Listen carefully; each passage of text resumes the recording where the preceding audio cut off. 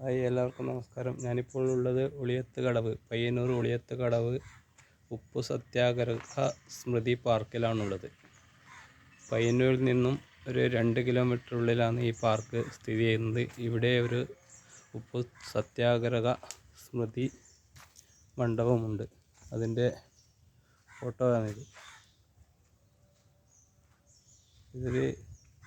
ഇതിൻ്റെ പുറത്തൊരു പുഴയും ഒഴുകുന്നുണ്ട്. അപ്പോൾ നല്ലൊരു പാർക്ക് കൂടിയാണിത്. വൈകുന്നേരങ്ങളിൽ രാവിലെയൊക്കെ ഇവിടെ ധാരാളം ആൾക്കാർ വന്ന് ഇരിക്കാറുണ്ട്. മുമ്പൊക്കെ ഒരുപാട് പ്ലാസ്റ്റിക് മാലിന്യവും മറ്റും ഇവിടെ വലിച്ചെറിയുകയും ലഹരി മാലിന്യങ്ങളൊക്കെ ഉണ്ടാകാറുണ്ട്. ഇപ്പോൾ ഇവിടെ പോലീസ് ഇടയ്ക്കിടയ്ക്ക് വന്ന് റോന്ത് ചുറ്റുന്നതിനാൽ അത്തരം ലഹരി മാഫിയകൾ ഇവിടെ എത്താറില്ല എന്ന് ഈ സ്ഥലം കണ്ടപ്പോൾ മനസ്സിലായി.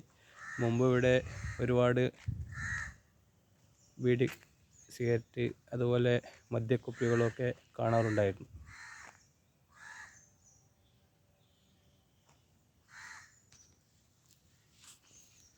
ഇതാണ് നമ്മുടെ സ്മൃതി മണ്ഡപം.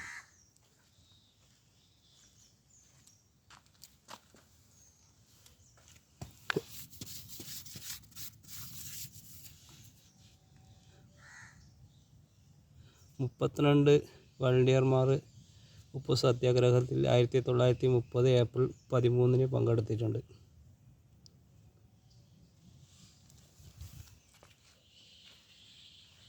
ഒരു വൃത്താകൃതിയിലുള്ള ഒരു സ്മൃതി മണ്ഡപമാണിത്. ഇതിൻ്റെ ചുറ്റുവട്ടം ധാരാളം ആൾക്കാർക്ക് ഇരിക്കാൻ പറ്റുന്ന സീറ്റുകളൊക്കെ ഉണ്ട്. നല്ല ഒരു ശാന്തമായ അന്തരീക്ഷമാണ്. ഇതിൻ്റെ അടുത്ത് തന്നെ പുഴ ഉണ്ട്.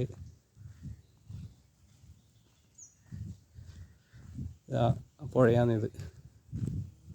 ഒരുപാട് കണ്ടൽ ചെടികളൊക്കെ ഇവിടെ ധാരാളമുണ്ട്.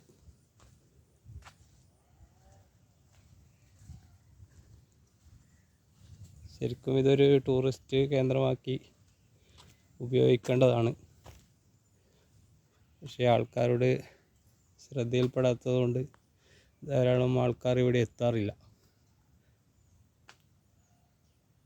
ഇതിൻ്റെ ഓപ്പോസിറ്റ് ഒളവറ റെയിൽവേ ഗേറ്റിൽ നിന്ന് ഇങ്ങോട്ടും ഒരു ചെറിയ സ്മൃതി മണ്ഡപമുണ്ട്.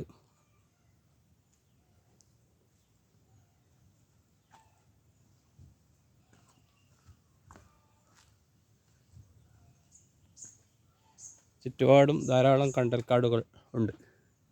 നമ്മുടെ കേരളത്തിൽ ഏറ്റവും കൂടുതൽ കണ്ടൽക്കാടുകളുള്ളത് കണ്ണൂർ ജില്ലയിലാണ്. ഒരുപാട് സ്ഥലങ്ങളിലെ കണ്ടൽക്കാടുകൾ ഇന്ന് നശിപ്പിക്കുകയും അത് വെട്ടിമാറ്റുകയൊക്കെ ചെയ്യുന്നുണ്ട്. ധാരാളം വേസ്റ്റുകൾ കൊണ്ടിട്ടും മറ്റും വളവട്ടണം പോലുള്ള സ്ഥലങ്ങളിൽ, അതേപോലെ കുഞ്ഞുമംഗലം പോലുള്ള സ്ഥലങ്ങളിൽ ധാരാളം കണ്ടൽക്കാടുകളെ വെട്ടിമാറ്റിയും കോൺക്രീറ്റ് മാലിന്യങ്ങൾ കൊണ്ടിട്ടും നശിപ്പിക്കുന്നുണ്ട്.